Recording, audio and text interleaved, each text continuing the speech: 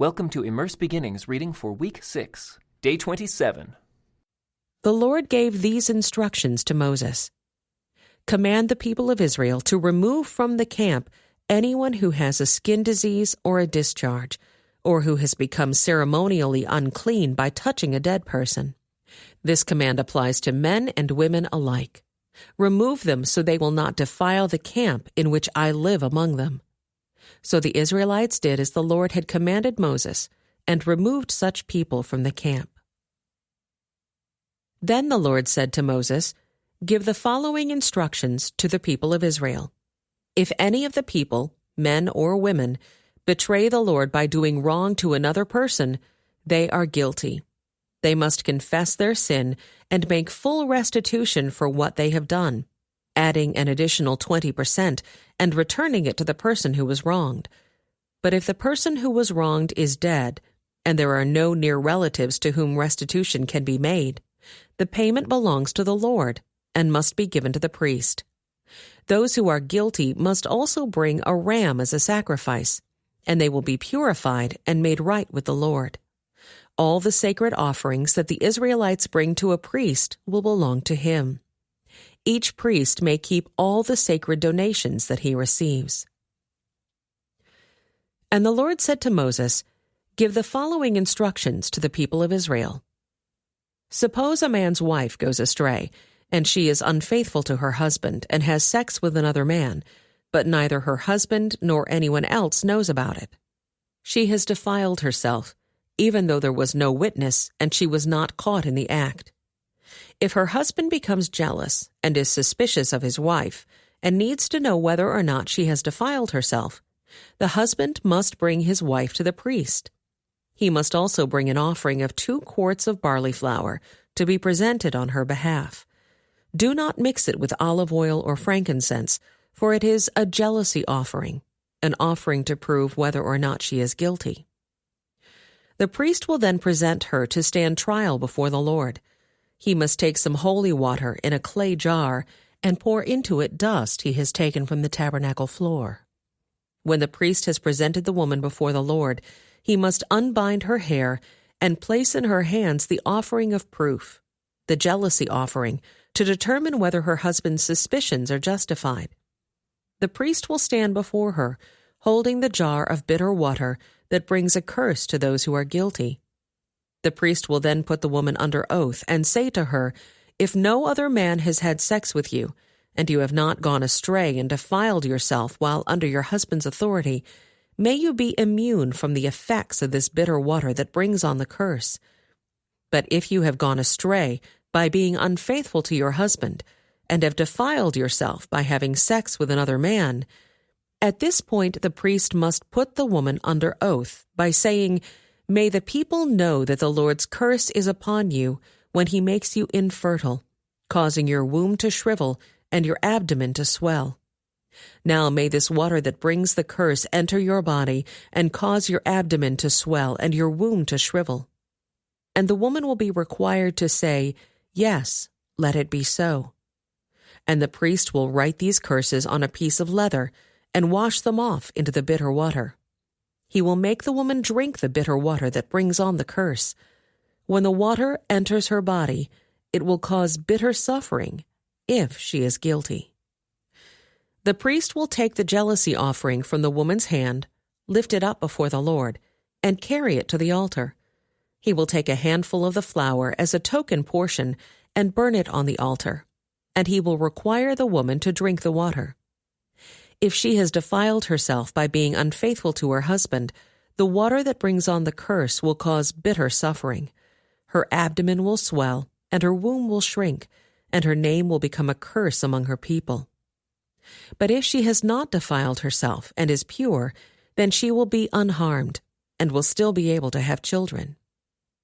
This is the ritual law for dealing with suspicion. If a woman goes astray and defiles herself while under her husband's authority, or if a man becomes jealous and is suspicious that his wife has been unfaithful, the husband must present his wife before the Lord, and the priest will apply this entire ritual law to her. The husband will be innocent of any guilt in this matter, but his wife will be held accountable for her sin. Then the Lord said to Moses, "Give the following instructions to the people of Israel. If any of the people, either men or women, take the special vow of a Nazirite, setting themselves apart to the Lord in a special way, they must give up wine and other alcoholic drinks. They must not use vinegar made from wine or from other alcoholic drinks. They must not drink fresh grape juice, and they must not eat grapes or raisins. As long as they are bound by their Nazirite vow, they are not allowed to eat or drink anything that comes from a grapevine, not even the grape seeds or skins. They must never cut their hair throughout the time of their vow, for they are holy and set apart to the Lord. Until the time of their vow has been fulfilled, they must let their hair grow long. And they must not go near a dead body during the entire period of their vow to the Lord. Even if the dead person is their own father, mother, brother, or sister, they must not defile themselves, for the hair on their head is the symbol of their separation to God. This requirement applies as long as they are set apart to the Lord. If someone falls dead beside them, the hair they have dedicated will be defiled. They must wait for 7 days and then shave their heads. Then they will be cleansed from their defilement. On the 8th day, they must bring 2 turtle doves or 2 young pigeons to the priest at the entrance of the tabernacle. The priest will offer one of the birds for a sin offering and the other for a burnt offering. In this way, he will purify them from the guilt they incurred through contact with the dead body. Then they must reaffirm their commitment and let their hair begin to grow again. The days of their vow that were completed before their defilement no longer count. They must rededicate themselves to the Lord as a Nazirite for the full term of their vow, and each must bring a 1-year-old male lamb for a guilt offering. This is the ritual law for Nazirites. At the conclusion of their time of separation as Nazirites, they must each go to the entrance of the tabernacle and offer their sacrifices to the Lord: a 1-year-old male lamb without defect for a burnt offering, a 1-year-old female lamb without defect for a sin offering, a ram without defect for a peace offering, a basket of bread made without yeast, cakes of choice flour mixed with olive oil and wafers spread with olive oil, along with their prescribed grain offerings and liquid offerings. The priest will present these offerings before the Lord, first the sin offering and the burnt offering, then the ram for a peace offering, along with the basket of bread made without yeast. The priest must also present the prescribed grain offering and liquid offering to the Lord. Then the Nazirites will shave their heads at the entrance of the tabernacle. They will take the hair that had been dedicated and place it on the fire beneath the peace offering sacrifice. After the Nazirite's head has been shaved, the priest will take for each of them the boiled shoulder of the ram, and he will take from the basket a cake and a wafer made without yeast. He will put them all into the Nazirite's hands. Then the priest will lift them up as a special offering before the Lord. These are holy portions for the priest, along with the breast of the special offering and the thigh of the sacred offering that are lifted up before the Lord. After this ceremony, the Nazirites may again drink wine. This is the ritual law of the Nazirites, who vow to bring these offerings to the Lord.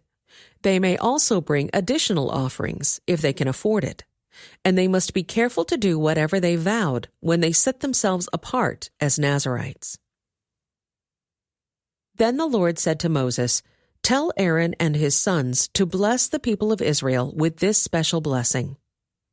May the Lord bless you and protect you. May the Lord smile on you and be gracious to you. May the Lord show you his favor and give you his peace. Whenever Aaron and his sons bless the people of Israel in my name, I myself will bless them." On the day Moses set up the tabernacle, he anointed it and set it apart as holy. He also anointed and set apart all its furnishings and the altar with its utensils. Then the leaders of Israel, the tribal leaders who had registered the troops, came and brought their offerings. Together they brought 6 large wagons and 12 oxen. There was a wagon for every 2 leaders and an ox for each leader. They presented these to the Lord in front of the tabernacle. Then the Lord said to Moses, "Receive their gifts, and use these oxen and wagons for transporting the tabernacle. Distribute them among the Levites according to the work they have to do." So Moses took the wagons and oxen and presented them to the Levites. He gave 2 wagons and 4 oxen to the Gershonite division for their work, and he gave 4 wagons and 8 oxen to the Merarite division for their work. All their work was done under the leadership of Ithamar, son of Aaron the priest.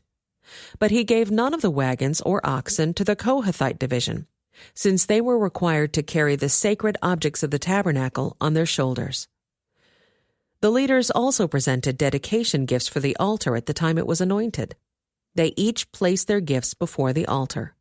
The Lord said to Moses, "Let one leader bring his gift each day for the dedication of the altar." On the first day, Nahshon, son of Amminadab, leader of the tribe of Judah, presented his offering.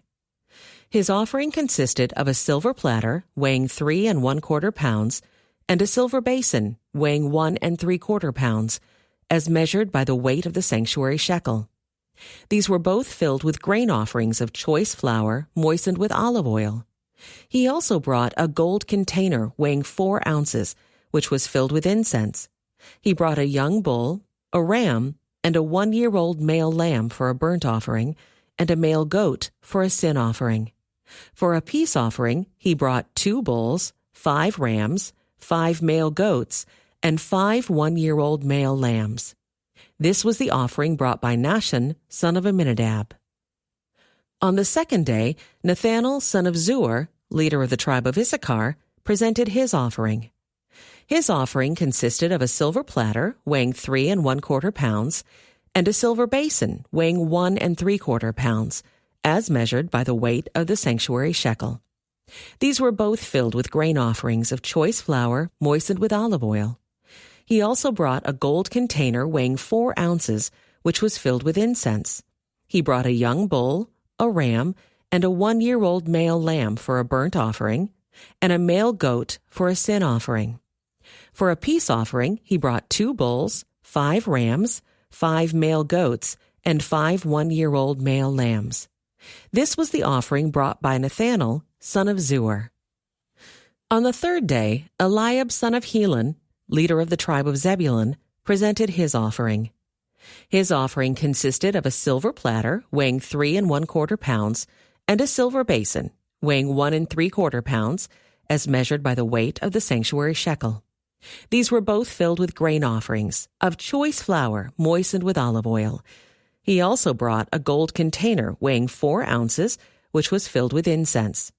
He brought a young bull, a ram, and a 1-year-old male lamb for a burnt offering, and a male goat for a sin offering. For a peace offering, he brought 2 bulls, 5 rams, 5 male goats, and 5 1-year-old male lambs. This was the offering brought by Eliab, son of Helon. On the fourth day, Elizur, son of Shedeur, leader of the tribe of Reuben, presented his offering. His offering consisted of a silver platter weighing 3 1/4 pounds and a silver basin weighing 1 3/4 pounds, as measured by the weight of the sanctuary shekel. These were both filled with grain offerings of choice flour moistened with olive oil. He also brought a gold container weighing 4 ounces, which was filled with incense. He brought a young bull, a ram, and a 1-year-old male lamb for a burnt offering, and a male goat for a sin offering. For a peace offering, he brought 2 bulls, 5 rams, 5 male goats, and 5 1-year-old male lambs. This was the offering brought by Elizur, son of Shedeur. On the fifth day, Shelumiel, son of Zurishaddai, leader of the tribe of Simeon, presented his offering. His offering consisted of a silver platter weighing 3 1/4 pounds and a silver basin weighing 1 3/4 pounds, as measured by the weight of the sanctuary shekel. These were both filled with grain offerings of choice flour moistened with olive oil. He also brought a gold container weighing 4 ounces, which was filled with incense. He brought a young bull, a ram, and a 1-year-old male lamb for a burnt offering, and a male goat for a sin offering. For a peace offering, he brought 2 bulls, 5 rams, 5 male goats, and 5 one-year-old male lambs. This was the offering brought by Shelumiel, son of Zurishaddai. On the 6th day, Eliasaph, son of Deuel, leader of the tribe of Gad, presented his offering. His offering consisted of a silver platter weighing 3 1/4 pounds and a silver basin weighing 1 3/4 pounds, as measured by the weight of the sanctuary shekel. These were both filled with grain offerings of choice flour moistened with olive oil. He also brought a gold container weighing 4 ounces, which was filled with incense. He brought a young bull, a ram, and a 1-year-old male lamb for a burnt offering, and a male goat for a sin offering. For a peace offering, he brought 2 bulls, 5 rams, 5 male goats, and 5 one-year-old male lambs. This was the offering brought by Eliasaph, son of Deuel. On the 7th day, Elishama, son of Ammihud, leader of the tribe of Ephraim, presented his offering. His offering consisted of a silver platter weighing 3 1/4 pounds and a silver basin weighing 1 3/4 pounds, as measured by the weight of the sanctuary shekel. These were both filled with grain offerings of choice flour moistened with olive oil. He also brought a gold container weighing 4 ounces, which was filled with incense. He brought a young bull, a ram, and a 1-year-old male lamb for a burnt offering, and a male goat for a sin offering. For a peace offering, he brought 2 bulls, 5 rams, 5 male goats, and 5 one-year-old male lambs. This was the offering brought by Elishama, son of Ammihud. On the 8th day, Gamaliel, son of Pedazur, leader of the tribe of Manasseh, presented his offering. His offering consisted of a silver platter weighing 3 1/4 pounds and a silver basin weighing 1 3/4 pounds, as measured by the weight of the sanctuary shekel. These were both filled with grain offerings of choice flour moistened with olive oil. He also brought a gold container weighing 4 ounces, which was filled with incense. He brought a young bull, a ram, and a 1-year-old male lamb for a burnt offering, and a male goat for a sin offering.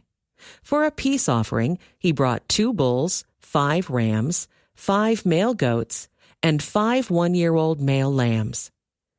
This was the offering brought by Gamaliel, son of Pedazur.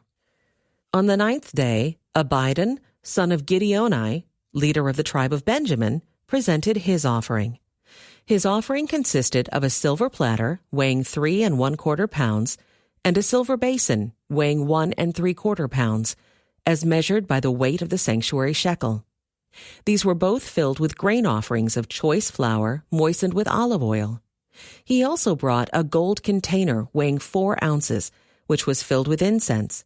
He brought a young bull, a ram, and a 1-year-old male lamb for a burnt offering, and a male goat for a sin offering. For a peace offering, he brought 2 bulls, 5 rams, 5 male goats, and 5 one-year-old male lambs. This was the offering brought by Abidan, son of Gideoni. On the 10th day, Ahiezer, son of Ammishaddai, leader of the tribe of Dan, presented his offering. His offering consisted of a silver platter weighing 3 1/4 pounds and a silver basin weighing 1 3/4 pounds, as measured by the weight of the sanctuary shekel. These were both filled with grain offerings of choice flour moistened with olive oil. He also brought a gold container weighing 4 ounces, which was filled with incense. He brought a young bull, a ram, and a 1-year-old male lamb for a burnt offering, and a male goat for a sin offering.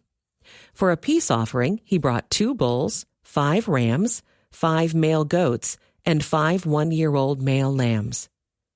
This was the offering brought by Ahiezer, son of Ammishaddai. On the 11th day, Pagiel, son of Ochran, leader of the tribe of Asher, presented his offering. His offering consisted of a silver platter weighing 3 1/4 pounds and a silver basin weighing 1 3/4 pounds, as measured by the weight of the sanctuary shekel. These were both filled with grain offerings of choice flour moistened with olive oil. He also brought a gold container weighing 4 ounces, which was filled with incense.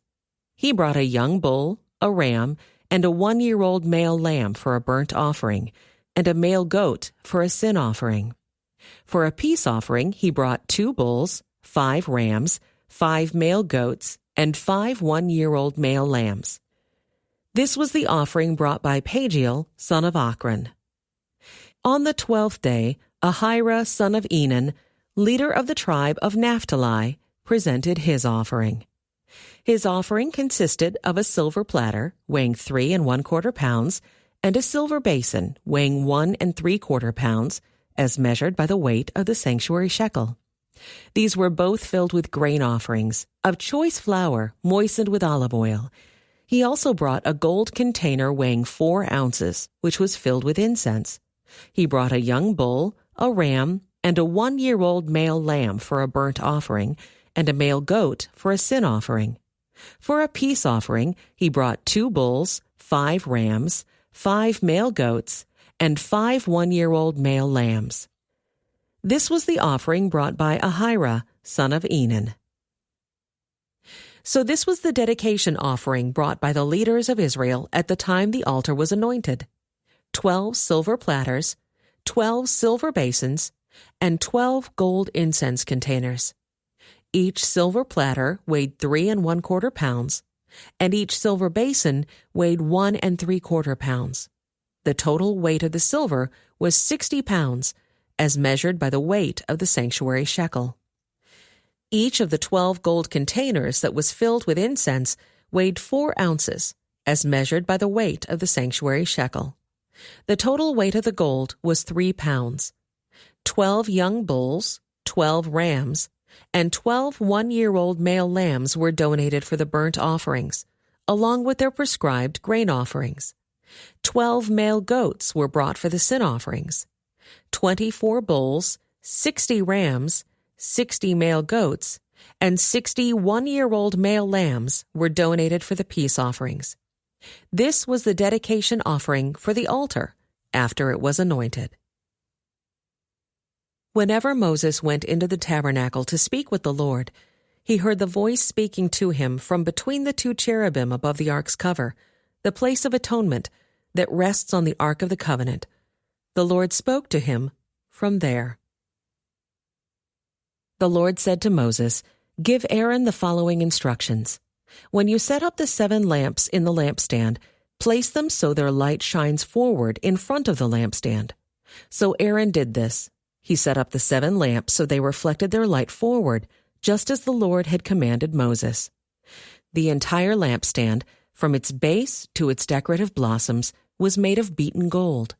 It was built according to the exact design the Lord had shown Moses.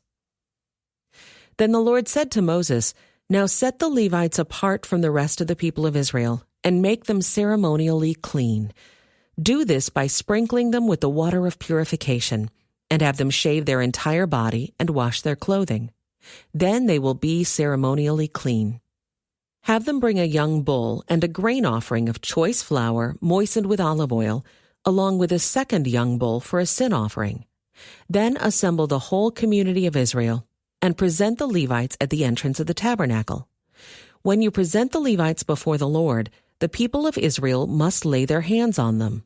Raising his hands, Aaron must then present the Levites to the Lord as a special offering from the people of Israel, thus dedicating them to the Lord's service.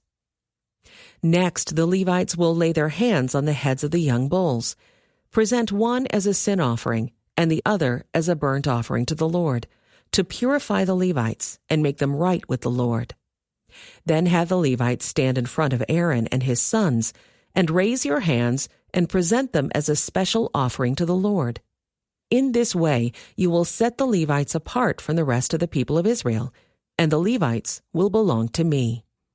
After this, they may go into the tabernacle to do their work, because you have purified them and presented them as a special offering. Of all the people of Israel, the Levites are reserved for me. I have claimed them for myself in place of all the firstborn sons of the Israelites. I have taken the Levites as their substitutes. For all the firstborn males among the people of Israel are mine, both of people and of animals. I set them apart for myself on the day I struck down all the firstborn sons of the Egyptians. Yes, I have claimed the Levites in place of all the firstborn sons of Israel. And of all the Israelites, I have assigned the Levites to Aaron and his sons. They will serve in the tabernacle on behalf of the Israelites and make sacrifices to purify the people, so no plague will strike them when they approach the sanctuary." So Moses, Aaron, and the whole community of Israel dedicated the Levites, carefully following all the Lord's instructions to Moses. The Levites purified themselves from sin and washed their clothes, and Aaron lifted them up and presented them to the Lord as a special offering. He then offered a sacrifice to purify them and make them right with the Lord. After that, the Levites went into the tabernacle to perform their duties, assisting Aaron and his sons. So they carried out all the commands that the Lord gave Moses concerning the Levites. The Lord also instructed Moses, "This is the rule the Levites must follow. They must begin serving in the tabernacle at the age of 25, and they must retire at the age of 50. After retirement, they may assist their fellow Levites by serving as guards at the tabernacle, but they may not officiate in the service. This is how you must assign duties to the Levites." A year after Israel's departure from Egypt, the Lord spoke to Moses in the wilderness of Sinai. In the first month of that year, he said, "Tell the Israelites to celebrate the Passover at the prescribed time, at twilight, on the 14th day of the first month. Be sure to follow all my decrees and regulations concerning this celebration." So Moses told the people to celebrate the Passover in the wilderness of Sinai as twilight fell on the 14th day of the month. And they celebrated the festival there just as the Lord had commanded Moses. But some of the men had been ceremonially defiled by touching a dead body, so they could not celebrate the Passover that day. They came to Moses and Aaron that day and said, "We have become ceremonially unclean by touching a dead body. But why should we be prevented from presenting the Lord's offering at the proper time with the rest of the Israelites?" Moses answered, "Wait here until I have received instructions for you from the Lord." This was the Lord's reply to Moses. "Give the following instructions to the people of Israel. If any of the people, now or in future generations, are ceremonially unclean at Passover time because of touching a dead body, or if they are on a journey and cannot be present at the ceremony, they may still celebrate the Lord's Passover. They must offer the Passover sacrifice 1 month later, at twilight on the 14th day of the second month. They must eat the Passover lamb at that time with bitter salad greens and bread made without yeast. They must not leave any of the lamb until the next morning, and they must not break any of its bones. They must follow all the normal regulations concerning the Passover. But those who neglect to celebrate the Passover at the regular time, even though they are ceremonially clean and not away on a trip, will be cut off from the community of Israel. If they fail to present the Lord's offering at the proper time, they will suffer the consequences of their guilt. And if foreigners living among you want to celebrate the Passover to the Lord, they must follow these same decrees and regulations. The same laws apply both to native-born Israelites and to the foreigners living among you. On the day the tabernacle was set up, the cloud covered it. But from evening until morning, the cloud over the tabernacle looked like a pillar of fire. This was the regular pattern. At night, the cloud that covered the tabernacle had the appearance of fire. Whenever the cloud lifted from over the sacred tent, the people of Israel would break camp and follow it. And wherever the cloud settled, the people of Israel would set up camp. In this way, they traveled and camped at the Lord's command wherever he told them to go. Then they remained in their camp as long as the cloud stayed over the tabernacle. If the cloud remained over the tabernacle for a long time, the Israelites stayed and performed their duty to the Lord. Sometimes the cloud would stay over the tabernacle for only a few days, so the people would stay for only a few days, as the Lord commanded. Then, at the Lord's command, they would break camp and move on. Sometimes the cloud stayed only overnight and lifted the next morning. But day or night, when the cloud lifted, the people broke camp and moved on. Whether the cloud stayed above the tabernacle for 2 days, a month, or a year, the people of Israel stayed in camp and did not move on. But as soon as it lifted, they broke camp and moved on. So they camped or traveled at the Lord's command, and they did whatever the Lord told them through Moses. This concludes today's Immerse reading experience. Thank you for joining us.